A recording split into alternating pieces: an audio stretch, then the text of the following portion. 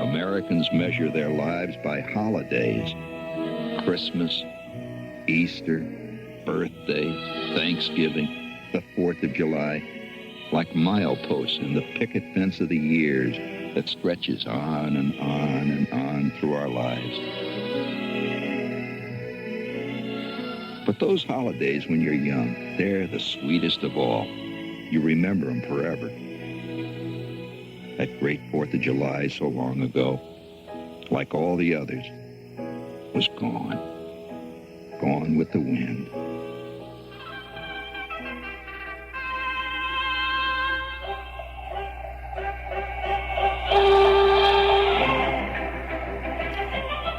Welcome back to 21st Century Radio, friends. Well, that riotous music you're listening to, though a little distorted by the ears, is the opening theme music familiar to all Gene Shepard fans. Tonight, we are saluting this modern-day Mark Twain, best known to most people as the author and narrator of the beloved film A Christmas Story, which has become a family tradition to watch every Christmas on TV. A few of you may know that the stories told in A Christmas Story, that is, you'll shoot your eye out, kid, are collected from several of Gene Shepard's books, like In God We Trust, All Others Pay Cash, Wanda Hickey's Night of Golden Memories, and other disasters. Fewer still of you will know that before these stories were printed in books, they were printed in magazines like Playboy and The Village Voice. And even before they were printed at all, they were radio stories told during his 22-year radio career, mostly on WOR in New York City. Gene Shepard was a consummate storyteller. He would start a program with a tantalizing hint of a story and then weave the next 45 minutes in and around his story, going off on tangents but always coming back to the theme somehow. Many times he would not get to the punchline or the climax until the very last minute, with the closing strains of his signature loud music swelling in the background. You'll hear the music start and be certain he would never get to the end of the tale, but somehow he always did. Like so many of my other interests, I discovered Gene Shepard through the back door. Unlike the tried and true fans who paid their dues in the 50s, 1950s, 1960s, and 70s by listening to him at night from under their pillows to hide it from their parents, I did not know about Shepard until I heard him on an old-time radio program broadcast from Washington, D.C. That was over maybe a decade or so ago, and long after that, I had begun collecting other favorite radio storytellers like Will Rogers and Bob and Ray and Henry Morgan. I was entranced by the first few tapes of his radio programs that I ordered and marveled at the speed of his mind and the seemingly effortless ability he had to paint mental pictures of his childhood and of his years in the Army, highly fictionalized memories, as I have learned later. But it was not until I discovered the work of our 4 guests tonight that I became, much better, let's put more knowledgeable. I have here aficionado, but I don't think I'm really anywhere near aficionado as of yet. The tapes of his programs and the films are not immediately available, and you have to know where to look. Our first guest is Jim Clavin, the webmaster of the best place that you can go to learn all about Gene Shepard. It's called flicklives.com. And it has given me many, many hours of joy learning who this genius was and the enormity of what he accomplished before he passed away in 1999.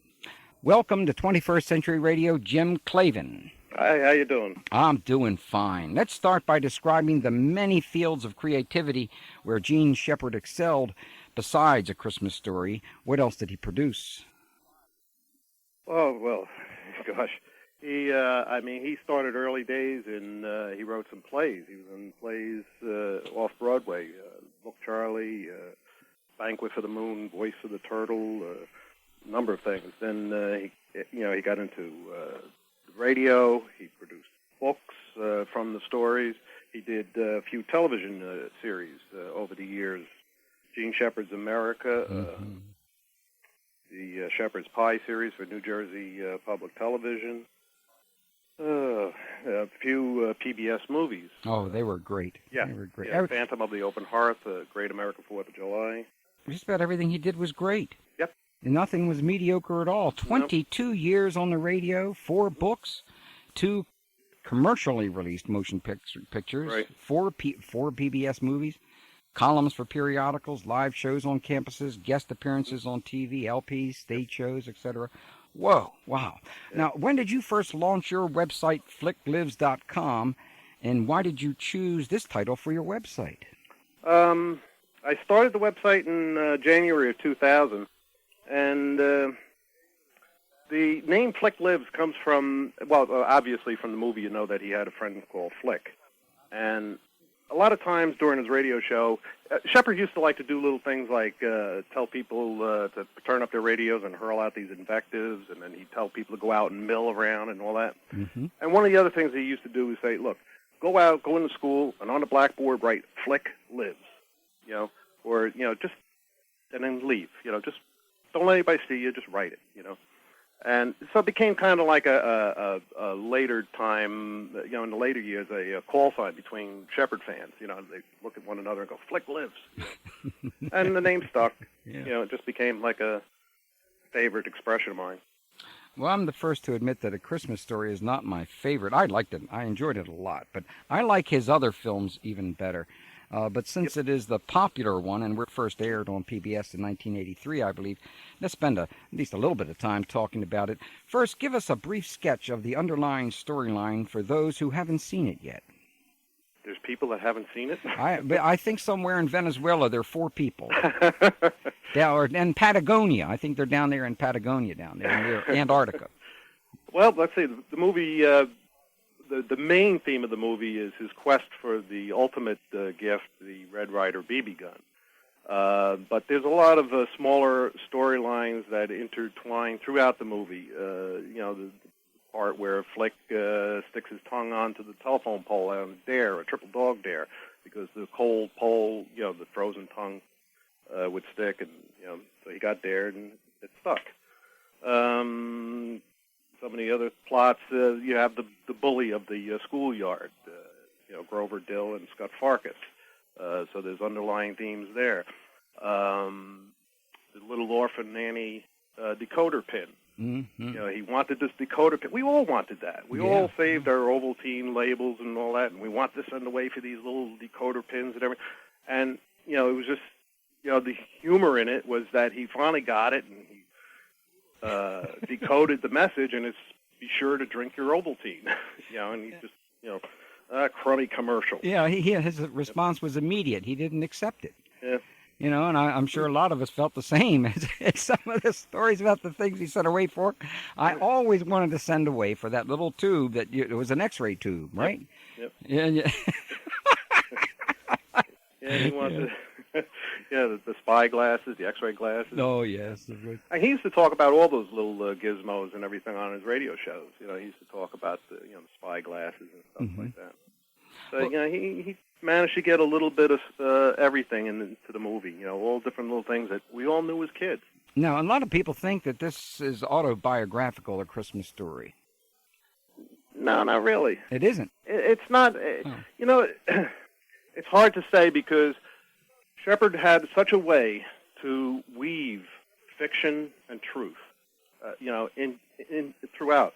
I firmly believe that the stories are true to a degree, but he took an event that happened, and then he wove some more tales into it to make it more interesting. And a lot of the characters are actual characters too. Mm-hmm. They're people that did exist. There was a Flick, there was a Schwartz, there was and he just molded the stories around them and made them more interesting and told them on the radio and ultimately into the movies. Well, I had some of the tapes that I saw interviewed. I think the last one I saw him interviewed was in '95, and he was then talking about the Christmas Story and how surprised he was that it's internationally, not just nationally. It's one of those films that are extremely popular in gross sales all around the planet, not just here in America. How was it received at first? Excuse me? How was it first received in America? It got off to a slow start because in the theaters it really wasn't. how can I say, marketed during Christmas time. I think they released it like around Thanksgiving. They didn't market it as a Christmas movie. Mm-hmm. That year, the big movie that MGM was marketing was Yentl. Oh, yeah. And there was a big push, and they said, yeah, okay, Bob Clark's got this Christmas thing. Yeah, we'll put it out before Yentl so we can get the theaters cleared up to put Yentl out. So it was only booked for 2 weeks, in the theaters. So it got off to a very slow start. And then they re-released it the following year, and it kind of gained momentum there. But it was when it came out in VHS that it started to kick and, got shown on TV because it got more exposure that way. Seeing the critics seemed to enjoy it later on. Mm-hmm. It took them a time to click into it as well. What did Gene Shepard say was the central point of the story? I don't know. I think it had, what could it be? Something about obsession? Yeah, I mean, it's just, it's a kid wanting his BB gun. Every kid wants something for Christmas. You may have wanted a truck. I may have wanted a crane. Every kid wanted something, and that's what it was. It was the quest for this kid to get what he wanted. It was his dream. Like every kid has a dream at Christmas time. Well, I really enjoyed going up to your website many times, but also I learned from your website that this particular BB gun was $2.97. Yeah. Isn't that's extraordinary? Gone up in price a bit now. You noticed, huh? Yep. Especially that particular model, if you got one from the 40s or 50s. We're going to take our first break here with our guest, Jim Clavin, webmaster of FlickLives.com, the best place to learn all about Gene Shepard, his radio and films, career and writings. FlickLives.com, F-L-I-C-K, lives.com. Hi, this is Rayman's Eric of the Doors, and you're listening to 21st Century Radio with Dr. Bob Hieronimus. It all began here in that great inverted bowl of darkness, that Stygian bowl of Omar Khayyam, the Midwest.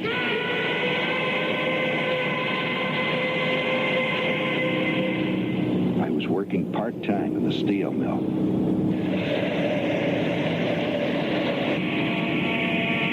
Always running, delivering the mail. Holman, Indiana, clinging like a barnacle to the underbelly of Chicago, along the shore of Lake Michigan. 30 below in the winter, 110-degree blast furnace heat in the summer. A good place to learn about hell. Welcome back to 21st Century Radio. I'm Dr. Bob Hieronimus. Our guest this segment is Jim Clavin, webmaster of FlickLives.com, the best place to learn all about Gene Shepard, his radio and films, career and writings, FlickLives.com. Hey, by the way, Broadway Books has produced a collection of the short stories that inspired this movie. Well, Gene Shepard's radio programming began in the early 50s. He was on WOR in New York for about 22 years. Whoa. Tell us about Gene Shepard's shows, what they were like in length and tone in the early years when they were 4 to 5 hours long. Yep, well, back in 55, 56 there, he would come on, I believe, sometime around midnight, 1 o'clock in the morning, and he would continue his show until 4:30, and he would just actually he wasn't even in the studio. He was they had him sitting out in the transmitter in Carlstadt, pulling double duty, I guess, because they felt it was more economical to just have an engineer sitting at the transmitter, than in the studio. But he would sit out there and he would just talk for 4, 5 hours. He would play some jazz in the background. He was very big into jazz at the time. And, he never really played records. He just used them to punctuate what he was talking about, to add atmosphere. One of the things he hated was to be called a disc jockey. Yeah. He never liked that. But he would talk to one-on-one to the listener. There was one person out there listening to him, in his mind, and he just talked. He just had this very personal conversation, and that's the feeling that you got listening to him. Sure did. Yeah. His 45-minute programs on WOR. Right. They started about 1961, 62, somewhere in there. He kind of got into a 45-minute weekday format. Mm-hmm. And there he would start out the show after the theme. He would usually spend the first 15 minutes or so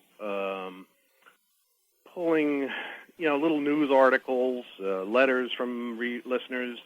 And he would go off into little tangents, tell little side stories, read these things. He would have salutes for this, that, and the other thing, and play a little funky music and play the Jew's harp and whatnot. And then usually he would have then the commercial break, the WOR-ID, which he would mutilate, and the commercials. He loved to make fun of all the sponsors and whatnot. As a matter of fact, we're going to hear one of those commercials that you provided for us.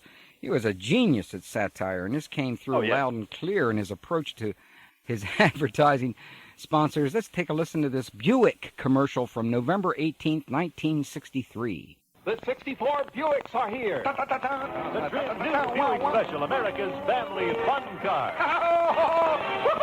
New Buick Skylark, so very personal. The new 64 LeSabre, full size, full of action. Pow! Crash! Above all, they're Buicks.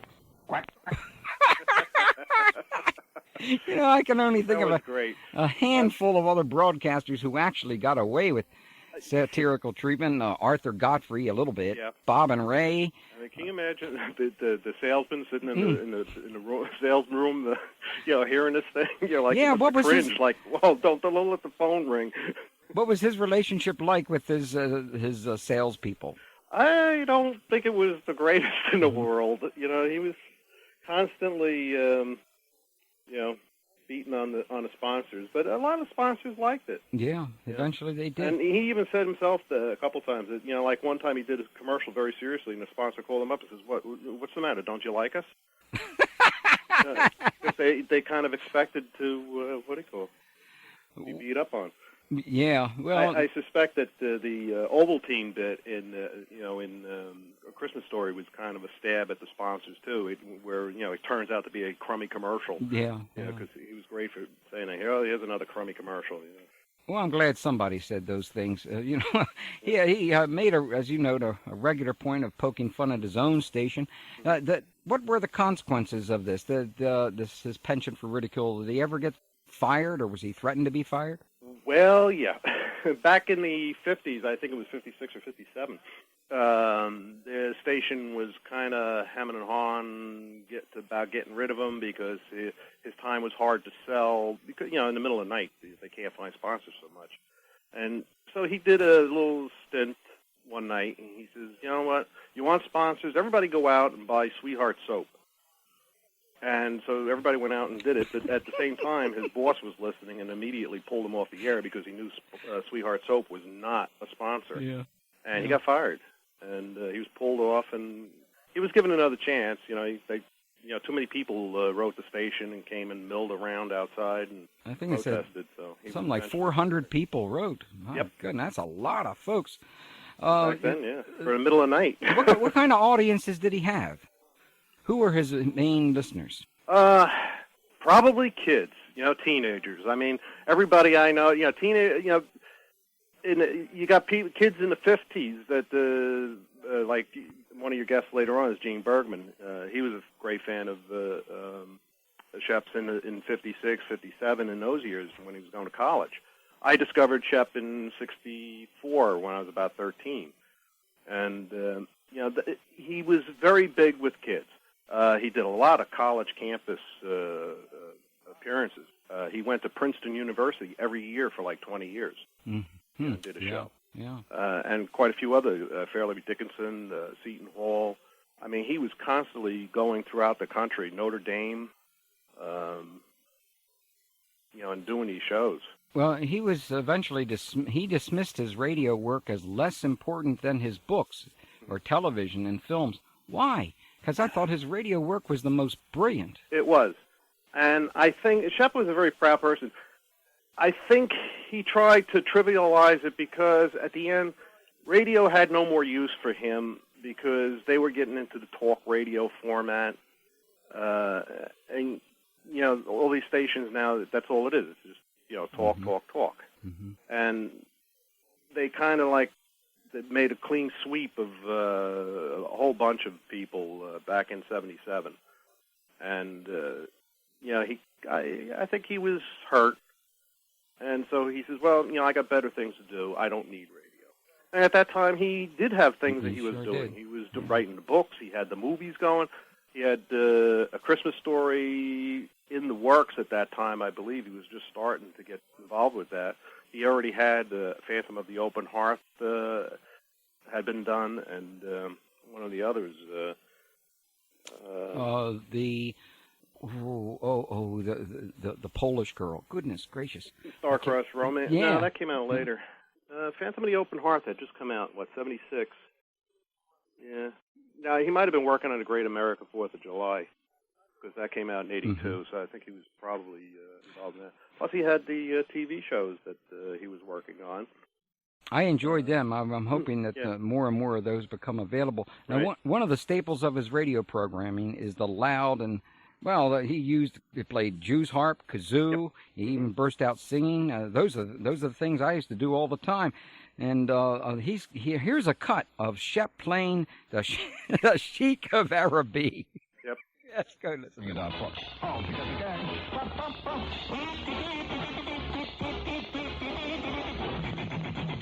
Oh, I'm the Sheik. I'm the Sheik of Araby.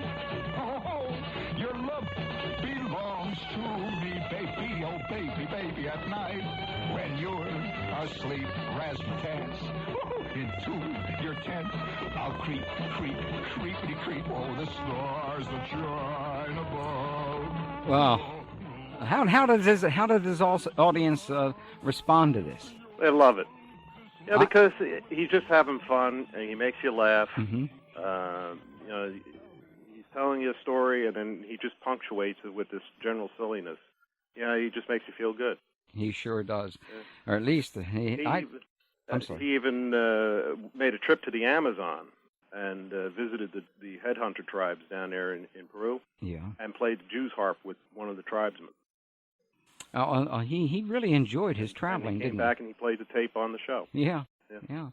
Now, he was an agnostic or an atheist? I don't know.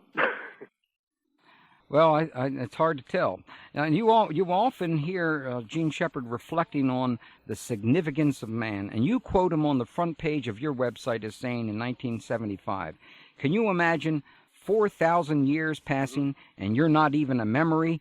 Right. Think about it, friends. It's not just a possibility, it's a certainty. Right. Why do you believe Shep was fascinated about how future humanity regarded its forebears? I don't know. He was always digging back into history, and I guess he found it humorous to think of what people would think of us. Mm-hmm. And the silliness that he liked to make fun of all the silliness in the world today. And so I guess we look back at 4,000 years ago, and we take everything so serious of what we find, the pharaohs and whatnot. And then, what are people going to think of us 4,000 years from now when we're been so silly here? There's a lot of silly things that we do. Oh, well, hey, by the way, we have a little clip here. Let's take a listen to this one. Have you ever really thought much about how ancient peoples really did exist, how they really did live, what they thought of? And I imagine that practically every ancient people at the time it was going did not consider it ancient, of course. I imagine a guy in the year 400 B.C. Living in the swamps of Connemara, the bogs, the peat bogs, turning to another of his friends, both of them scrunched down to the howling winds that come off the Irish Sea. And one says to the other, we're really lucky, Sean, to be alive in modern times. Do you realize what they must have gone through in the old days here? It's always that way. And I imagine 1,000 years from now, people will look back at us and say, my God, I don't know how they stood it. My God. Well, I mean, there's nothing in radio that's anything like this today. Nope. Nothing at all. I mean, Shepard in some ways, I guess I'm wrong to say this, but in some ways he was a philosopher. Yes.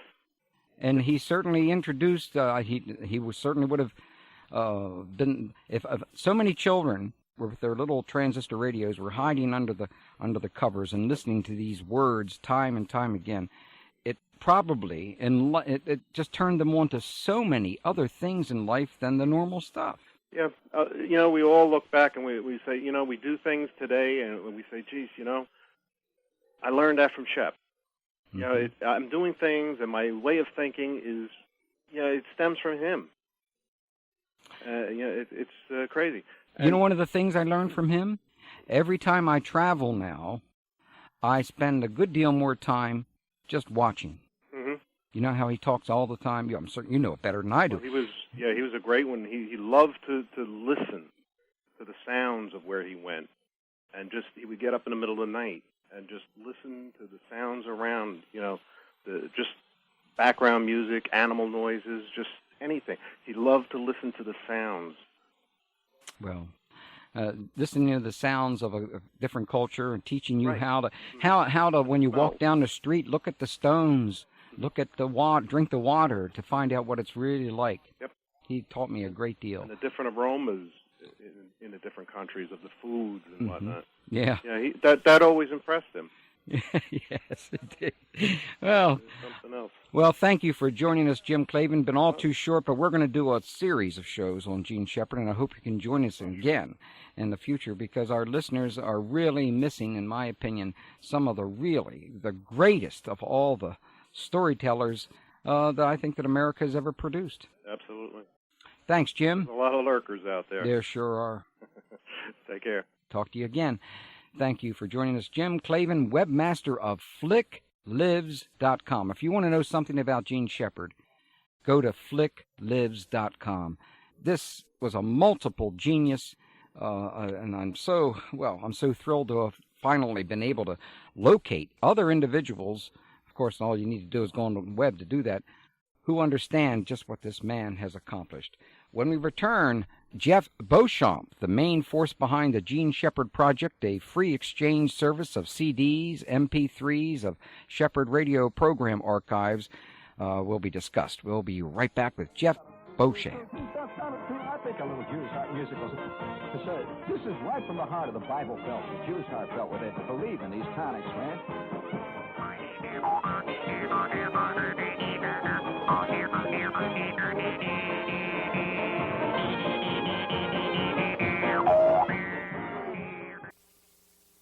Welcome back to 21st Century Radio's Hieronimus and Company, where knowledge comes first. And now, here's something I hope you really like. Okay.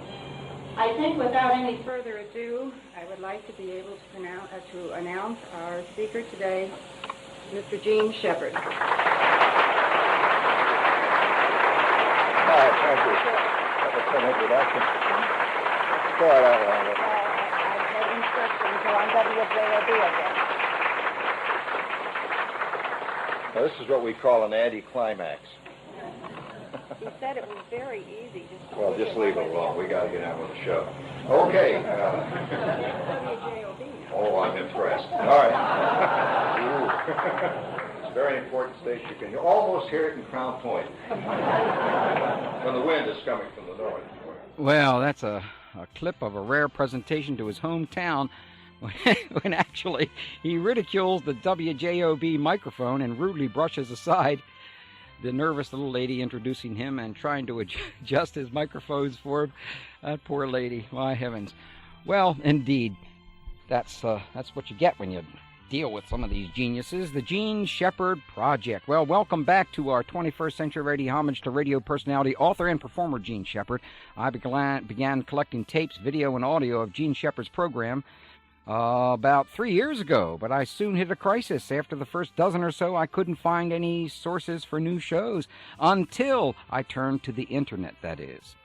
Once I found Jim Clavin's flicklives.com, my troubles literally in this situation were over. At flicklives.com, I learned about the Gene Shepard Project, formerly Fathead Central, which is a heaven on earth for anyone who can't get enough of Gene Shepard's radio shows. But even more remarkable than their enormous archive is their extremely rare and honorable attitude about sharing their material for absolutely, listen to this, no charge. I know it sounds unbelievable, but it's true. Our next guest is the man 90% responsible for the Gene Shepard project, and that is Jeff Beauchamp. But I've also heard it pronounced Beecham when I was growing up, but I don't know which it's going to be. Hello, Jeff. Hi, how are you, Bob? Excellent. Jeff, how do I pronounce your last name? It's Beauchamp. It is. You know that there was a pronunciation of Beecham.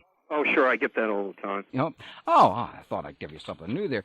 Tell me, what is the Gene Shepard project?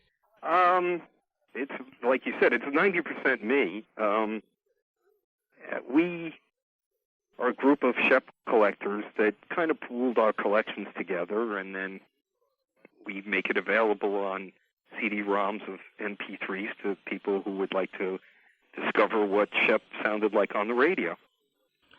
Well, how in the world can you continue to do this? You're going to go broke doing this. How can people help you?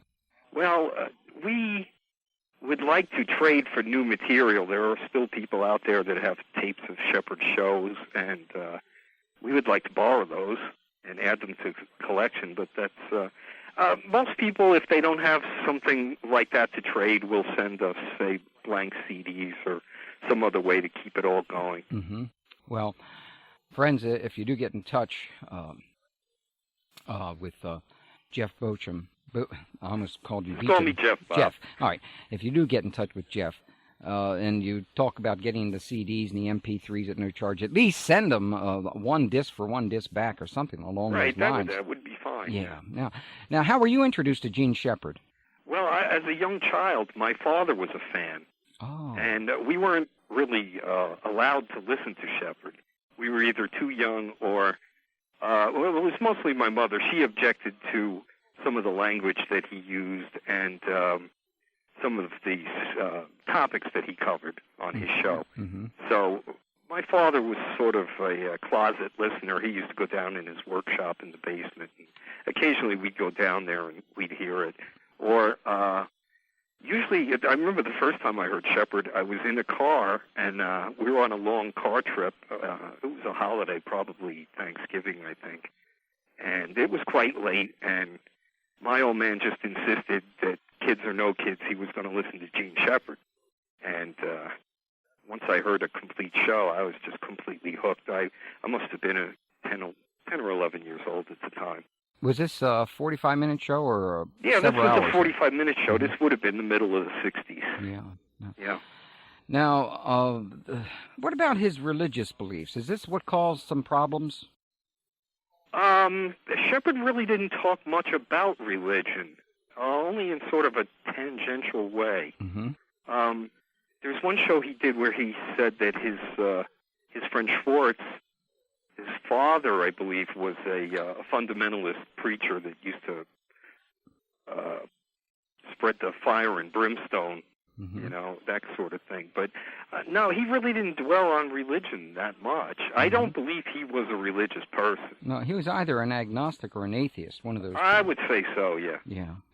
And I know that there were times the religious establishment didn't view his programming as being what they would want their flock to listen to. He was attacked by Norman Vincent Peale at one time, and he was quite proud of it too. Yes, I know, and maybe for good reason. Good reason. Now, it's been estimated that Shepard did about 5,000 radio broadcasts. How many of his programs have you been able to acquire so far? I haven't actually counted, but it's somewhere in the neighborhood of 1,500. 1,500. Boy, I'm telling you, I just... Well, you also have to understand, out of those, Bob, Shepard did a syndicated show. He made a couple attempts at it. So some of the shows are duplicates. Some people who were listening in some parts of the country might have heard the syndicated version, which was mm-hmm. essentially the 45-minute show with the commercials removed. Yeah. And so I might get a tape from somebody outside the New York area of that kind of show, and then I would get the 45-minute version, the complete version, from somebody who maybe lived in the New York area. So some of these shows are duplicates, but I think 1,500 is good round number. Wow. And you know, we're getting more all the time. Well, I got to tell you how overjoyed I was when I got the first MP3s. I had a difficult time at first getting a player. Uh-huh. But then, friends, by the way, if you want to get an MP3 for less than $60, an MP3 player, go to Toys R Us. And you know, I bought Sony ones for like $200 that couldn't play all of the shows on these MP3s, but the one I got from Toys R Us was better at $60 than around $200. Wow, extraordinary. Well, we've designed them to really be played on a computer. Mm-hmm. There may be some subfolders on some of the discs that might not show up in a standard player. So I think really to get the most out of them, you would want to at least take a look at them on your PC. Yeah. Well, there are so many things I'd like to talk about, but I definitely want to get to this soon. Shep was right on in his prediction about how show business and fame were growing influences on politics and the media. I'd like to play a little 3-minute excerpt from Shep's account of traveling with the Beatles. This is just unbelievable. Please play that 3-minute cut now. And the Beatles sat in total control of their world. They would either admit people or they would deny them. They would either give them an audience or they would turn them down. And believe it or not, it got to the point with me, you know. I'll tell you, there's a funny thing in human beings where I began to feel special myself because they talked to me. Yes, this is the kind of nuttiness that must have created a Hitler. Must have felt good to a guy, you know, to walk in and have Mr. Hitler say, "Oh, hello, hey, there goes Hans. Hi, Hans." How many of you would like to be greeted by first name by, say, Lucky Luciano? No, it's a secret thing. We all have a secret desire to somehow be greeted on a first-name basis by somebody who is a real myth and a legend. And up to this point, you know, I had been a non-believer. And I saw this happening. Nobody got angry at the Beatles. Oh, no. When the Beatles would throw somebody out like the Countess, just hurl her out in the street, it was all earned. And she felt pleased to have spoken with them for a moment. And so it got to the point where I would come in, and John would look up and say, "How are you doing, Gene?" I would glow. The Beatles recognized me, you know? And when one of them would say to me, "How would you like a drink, huh? Here, have a drink." And he'd hand me the drink. The great warmth would come out again. And I realized that I had been admitted to Olympus. I was allowed to be on the same plane with a world phenomenon. Fascinating. And I kept trying to say, don't worry. I kept trying to say to myself later, I'd get out of the room. You know, I was over there on a special assignment to do a piece for a major magazine on the Beatles. And I would get out of the room, you know, and they've talked to me. We've sat and had drinks and stuff. And I would get out into the privacy of a hotel aisle or a hotel hallway, and I'm walking along, and all of a sudden I says, "What are you doing? This is a rock and roll group. These are the Beatles. For God's sake, Shepard, get a grip on yourself." And then the door would open down there, and McCartney would stick his head out and he'd say, "Hey, Gene, when you come back, knock twice. We'll let you in. We don't want to let anybody else. Just knock twice." He'd slam the door, and then I'd say, "I know what I'm doing. God recognizes me."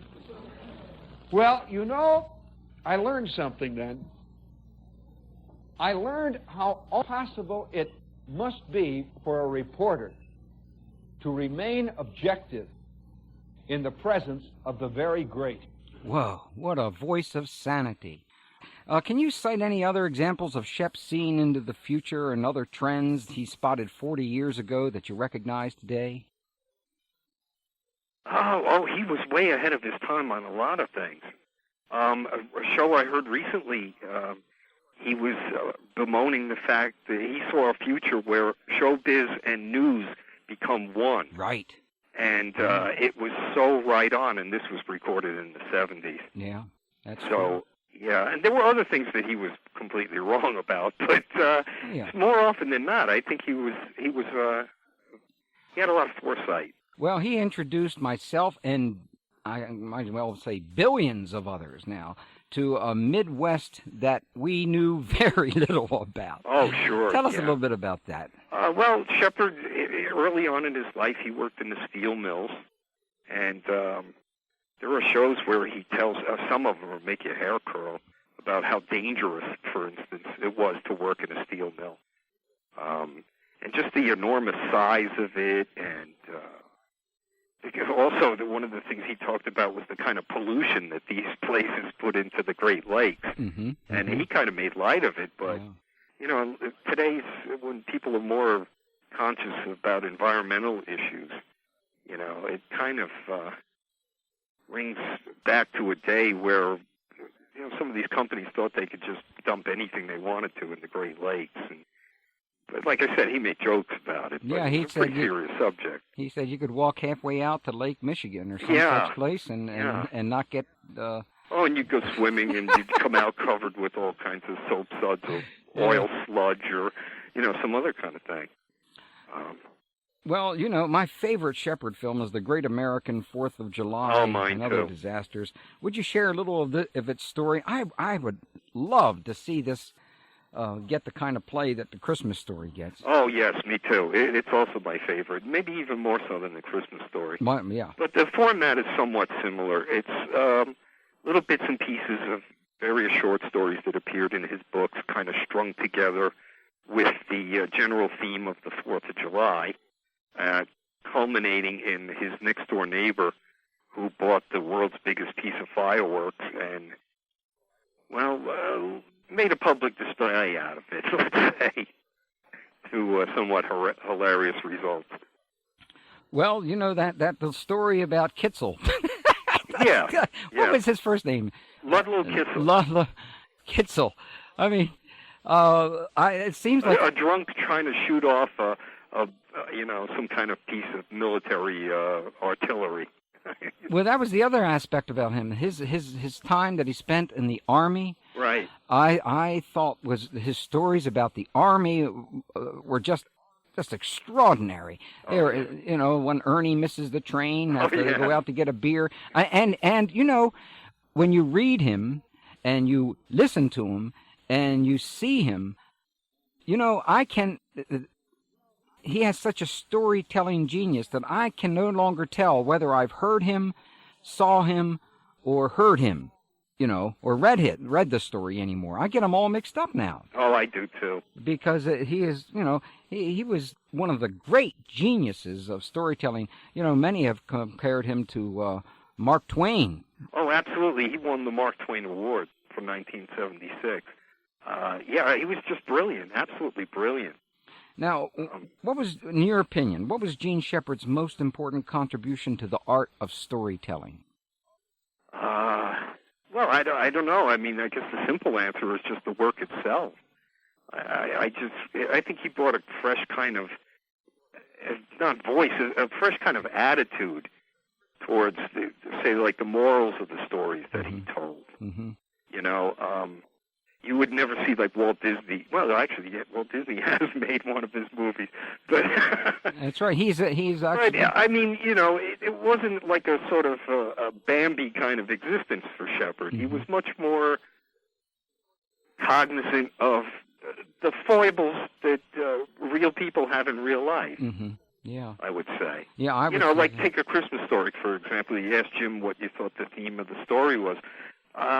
Shepard himself said it was obsession. Yeah. And, you know, you have this little boy who's obsessed with getting this rifle. Yeah. And Shepard said in an interview that he found obsession probably the best grist for the mill. Mm-hmm. Mm-hmm. So, and that kind of appears many times in the story. I mean, just take in the same movie, the Ovaltine escapade. He wanted to have this decoder ring so bad, and then when he got it, you know, wanting is one thing, and, you know, having is something else. So I think we repeat that pattern in our lives all the time. Oh, sure. You know, it's too bad that Carl Gustav Jung hadn't had a chance to listen to Gene Shepard, because he would have found an individual who literally could see and feel what Jung would refer to as the archetypes. Right. And that's why I think that this is not just a genius, but a multiple genius. Oh, absolutely. And obviously, it must have really been difficult for him to have to deal with as the advertising man and all that kind of stuff. Oh, I'm sure. Shepard appears to be the kind of guy that wanted everything his own way. Yeah. And I don't know, to a certain extent, if he was given free rein, I think everybody might have been a little better off for it. I agree. Now, what would you like to say to anyone with a tape of an old Gene Shepard show? How can you help them, or how can they help you? Oh, well, it wouldn't be just me. It would be the entire Shepard community. Mm-hmm. If you have a tape that you made, or you have a tape of Shepard of any kind, you can get in contact with us, and perhaps we have it, perhaps we don't. We can find out for you. But if it's decided that this is something we'd like to add to the archive, that we will, if you send us the tape, we will transfer it to CD. Oh, Jeff, I'm so sorry. We're out of time here. Oh, geez. But this will be one of a series of programs. Well, that'd be great. We've been doing this for 40 years now, and thanks to the Internet, things have kind of exploded. And Isn't that great? We're discovering a lot of new tapes. We're very much concerned about old tapes. Old tapes are not surviving very well these days. So, I mean, if one of your listeners out there has some of this material, please, I urge them to either contact me or some of the other Shepard collectors, and let's get that digitized or copied or whatever, so that it's not lost to all of us who'd like to hear them again. Well, thank you, Jeff, for your service to... Oh, thank you very much for having me on, Bob. And I'd just like to say hi to all the fatheads out there. They're all listening, especially on the Shep list. Yeah, good old Excelsior. I hear that they used Sue Ellen's leg as a model for the leg lamp. Is that right? That's just a rumor. Well, just a rumor. Thank you for joining us, Jeff Beauchamp, and take part in the Gene Shepard Project.